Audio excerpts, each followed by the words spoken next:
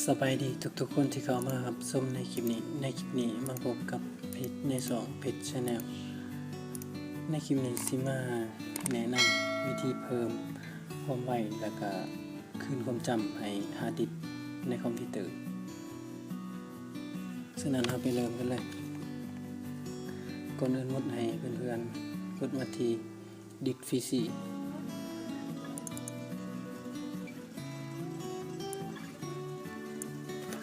หลังจากนั้นให้เพื่อนสังเกตเบิ่ง2ซี่จาก2ซี่แล้วเอามาคลิกขวาใส่แล้วก็มาคลิก440ตัวนี้หลังจากนั้นเราสังเกตเบิ่งมันจะมีเมนูตัวนี้ Disk Clean Up มันแปลว่าทำความสะอาดฮาร์ดดิสก์หลังจากนั้นเรากดเข้าไปแล้วก็รอถามันจนมันสุดนั่นแหละมันแลนสุดรอถาเป็นนึง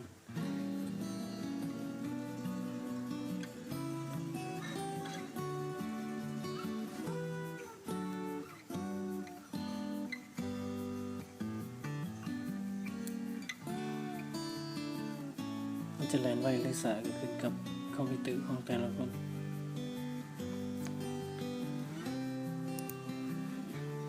หลังจากนั้นให้เพื่อนสังเกตมันขึ้นมาแบบนี้แหละสังเกตตัวนี้เขาจะมาติ๊กเบิดทุก2ที่มันให้ติ๊กหลังจากนั้นเขามาสังเกตเบื้องนี้พื้นที่ที่เขาจะได้คืนแล้วมันจะเฮ็ดให้คอมเขาไวขึ้นอีกหลังจากนั้นเขามากดโอเคแล้วมันสิขึ้นบอกว่าท่านต้องการ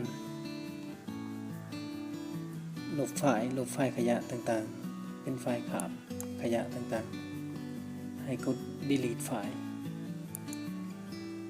หลังจากนั้นก็รอท่าคราวนึงมันจะ delete ไฟล์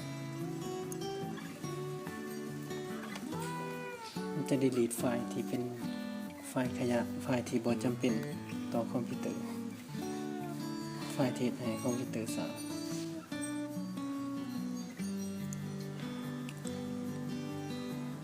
ข้อยเองก็ขอจบคลิปเพียงส่ำนี้